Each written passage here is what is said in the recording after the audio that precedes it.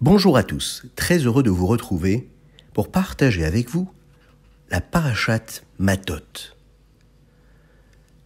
La guerre contre Midian et la cachérisation des ustensiles impurs. C'est le sujet de notre parasha. Lorsque les bénis Israël ont fait la guerre avec les Midianim, ils ont vaincu les Midianim. Hachem leur a permis d'amasser tout le butin qu'ils désiraient sur le champ de guerre et dans les maisons de leurs ennemis. Les soldats d'Israël ont pénétré dans les maisons des Midianim et se sont emparés des ustensiles en argent, en or, en cuivre, en bois et même en porcelaine. Les bénis Israël sont ensuite retournés dans leur camp. Ils avaient les bras chargés de tout le butin et ils voulurent déjà utiliser ces ustensiles de valeur. Mais il y avait là El-Hazar à Cohen, qui les a tout de suite arrêtés. Il leur a dit « Mais vous ne pouvez pas utiliser ces ustensiles des Midianim. Ces ustensiles dans lesquels ont été cuits des viandes impures et interdites à la consommation. Vous devez d'abord cachériser ces ustensiles. » Les bénis Israël ont tout de suite demandé « Et comment devons-nous procéder pour cette cachérisation ?» El-Hazar leur a transmis à ce moment-là une règle simple et fondamentale. La cachérisation de l'ustensile se fait selon son utilisation, c'est-à-dire que de la même manière que l'ustensile a absorbé la nourriture interdite dans ses parois, il rejettera de l'impureté et deviendra cachère. Un exemple. Pour cachériser un ustensile servant essentiellement à la cuisson d'aliments, il faut l'introduire dans de l'eau bouillante et c'est ainsi qu'il rejettera l'impureté des aliments interdits qu'il a absorbés auparavant.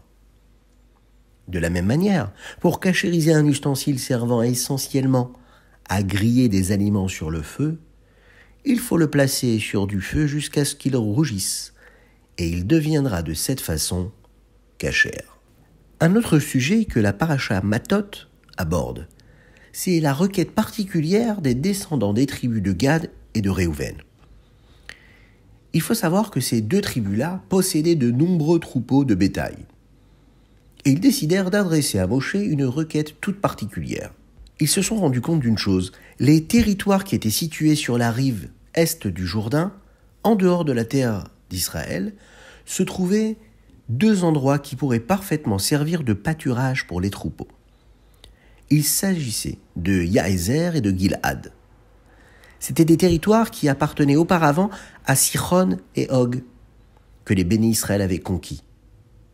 C'est pourquoi les descendants des tribus de Gad et de Réhouven se sont rendus chez Moshe, El-Hazar à Cohen et les chefs de tribus et leur ont demandé « Permettez-nous, s'il vous plaît, de nous installer sur la rive est du Jourdain et puis en échange, nous renonçons à la part de territoire qui nous revient en Eretz Israël. » Moshe leur a répondu avec étonnement « Mais voulez-vous que vos frères combattent les nations qui peuplent la terre d'Israël, alors que pendant ce temps, vous allez résider hors du pays, en toute tranquillité ? Vos frères croiront à ce moment-là que vous redoutez vos ennemis. Et ils les redouteront eux aussi. Et puis vos agissements vont mettre Akadosh Baruch Hu en colère, comme ceux des explorateurs, les Meraglim. Quand ces enfants de Gad et de Réhouven ont entendu cela, ils ont entendu les réprimandes de Moshe Rabbeinu. Ils sont venus vers lui et lui ont donc répondu, avec soumission, « Non, Moshe, notre maître, nous ne pensions en aucun cas agir ainsi. Nous voulions construire sur la rive est du Jourdain des étables pour nos troupeaux et des villes pour nos femmes et nos enfants.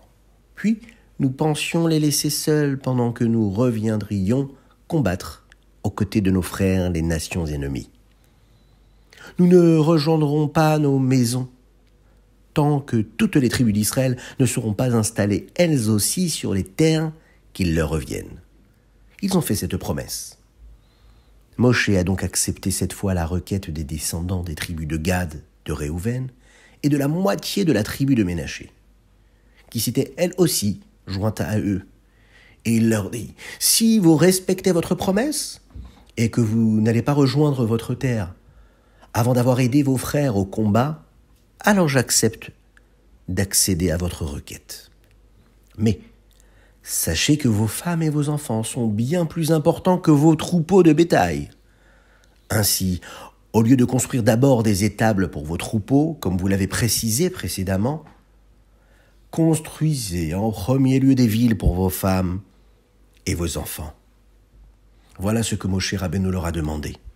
Et c'est ce qu'ils vont faire. Ils vont faire cela, ils vont d'abord construire de belles villes pour les femmes et les enfants, et ensuite s'occuper de leurs troupeaux. Voilà ce que la Parasha Matot nous raconte, l'enseignement que l'on peut prendre de cela.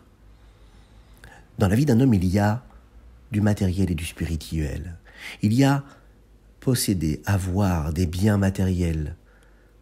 Et il y a aussi être, vivre sa vie à travers l'épanouissement de la famille, des enfants, du foyer, à travers les actions de l'homme, à travers les mitzvot, à travers la Torah qu'il peut étudier. C'est le but, l'essentiel même de la vie d'un juif sur terre. On doit concentrer tous nos efforts, tous nos rêves, toutes nos ambitions pour cela.